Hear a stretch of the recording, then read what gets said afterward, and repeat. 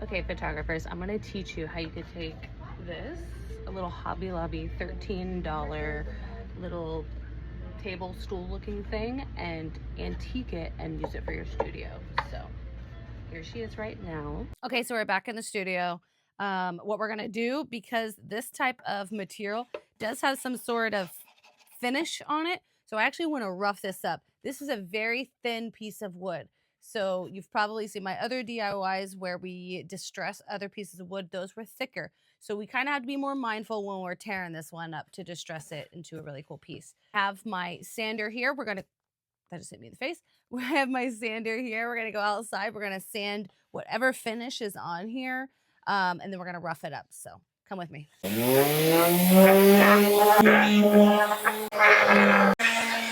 Okay, so now that we're sanded down, we are going to really distress this and just basically tear it up with anything sharp. You could use anything. I have these. I have some metal wire brush, and then I have a hammer. So we're gonna just tear it up. Be safe.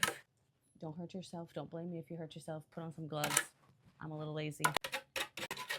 I am going to be sanding all this down and staining it as well. The more grooves and points that you do in here, the better it will show up later. So really, don't be afraid to go at it.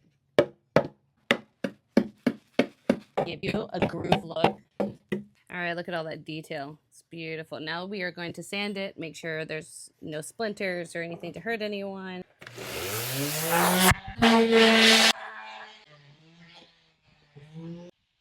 Some gloves, and we're gonna go in and stain this. Ignore my messy garage, okay? We'll see all the grooves. We did sand this down a little bit.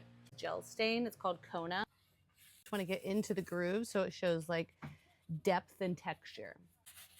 What we're kind of looking at, you can see all the grooves. That looks really good. What I like to do is I take a rag and I go and I wipe off the excess. Little grooves. If you do this and you're like, oh gosh, this is way too dark, you could just sand it and it gets way, way lighter. Look at that. It's so pretty. All right, she's all dry now. Check out the detail. I'm going to sand this a little bit. See, there's a bunch of detail here, but because it's so dark, you don't see it as much. So what we're gonna do is we're going to scrub at these areas.